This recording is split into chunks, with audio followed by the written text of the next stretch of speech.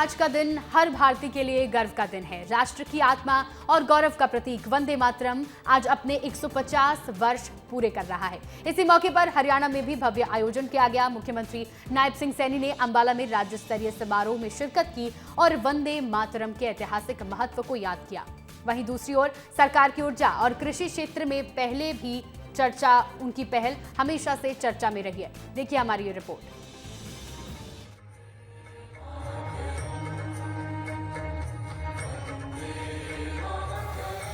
राष्ट्र की आत्मा, पहचान और गौरव का प्रतीक राष्ट्रगीत के आज 150 साल पूरे हो गए हैं। यह दिन करोड़ों भारतीयों के लिए गौरवान्वित करने वाला दिन है। लिहाजा इस शुभ अवसर पर मुख्यमंत्री नायब सिंह सैनी ने अंबाला में राज्य स्तरीय समारोह में बतौर मुख्य अतिथि शिरकत की।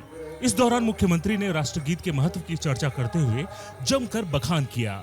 मुख्यमंत्री नायब सिंह सैनी ने कहा कि वंदे मातरम केवल एक गीत नहीं, बल्कि यह भारत के स्वराज आंदोलन की चेतना का उद्गार है। इस गीत ने गुलामी की बेड़ियों में जकड़े भारतीयों में आत्मबल, अनुशासन और त्याग की भावना जगाई थी।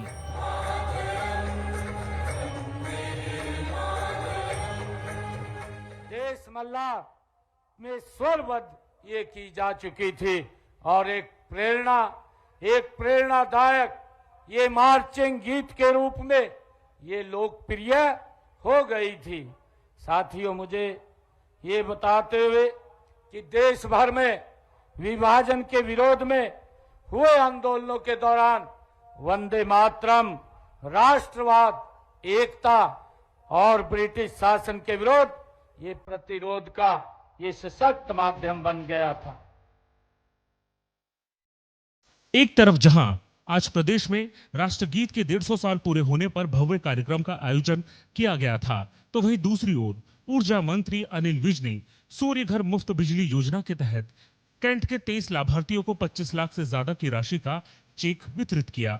इस दौरान उन्होंने लोगों से आह्वान किया कि अधिक से अधिक लोग इस योजना का लाभ उठाएं, ताकि प्रधानमंत्री के विजन अनुसार ग्रीन एनर्जी युक्त भारत को विकसित कर सके।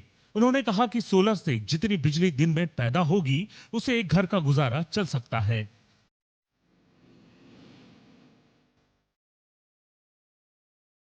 मेरे वर्कर भी बैठे हुए हैं, इनको भी मैं कहना चाहता हूँ कि ये तुम इतने सेवा के काम करते हो, ये सबसे बड़ा सेवा का काम। ये सबके घर घर जाके ये आप लगवाओ।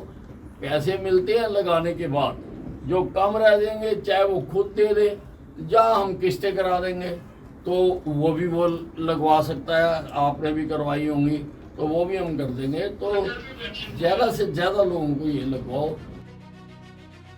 ऊर्जा पर सरकार का विशेष फोकस है। इसके साथ ही पराली जलाने के मामले में भी कमी लाने को लेकर भी सरकार खास ध्यान दे रही है। हरियाणा सरकार के प्रयासों से प्रदेश में पराली जलाने के मामलों में जबरदस्त कमी आई है।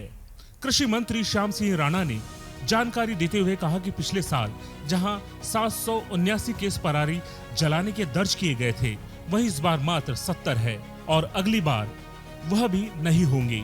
उन्होंने कहा कि सुप्रीम कोर्ट और केंद्र सरकार ने भी हरियाणा के इस मामले में तारीफ की है। तो पिछली बार 779 आग लगने की घटनाएं थी, इस बार 70 प्लस 70-72 के करीब। अब क्या 1% 2% सारा रह गया ये, अगली बार ये भी नहीं रहेगा।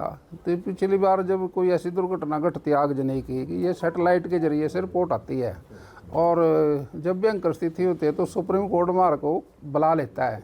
इस बार तो सुप्रीम कोर्ट ने भी तारीफ करी हरियाणा की, केंद्र की सरकार ने भी करी। सुना आपने, हरियाणा सरकार की ये पहल सराहनीय है। इतना ही नहीं, हरियाणा में बीज निगम द्वारा 75% प्रोसेसिंग कर ली गई है, जिसके बाद किसानों को बीज मुहैया करवा दिया जाएगा। कृषि मंत्री ने कहा कि हरियाणा में डीएपी, यूरिया खाद की कोई कमी नहीं है। चाहे ऊर्जा पूर्ति हो या फिर प्रदूषण नियंत्रण, हरियाणा सरकार हर क्षेत्र में तेजी से काम कर रही है। यही कारण है कि हरियाणा सरकार के तमाम प्रयासों की सराहना देश के सर्वोच्च न्यायालय और केंद्र सरकार कर रही है।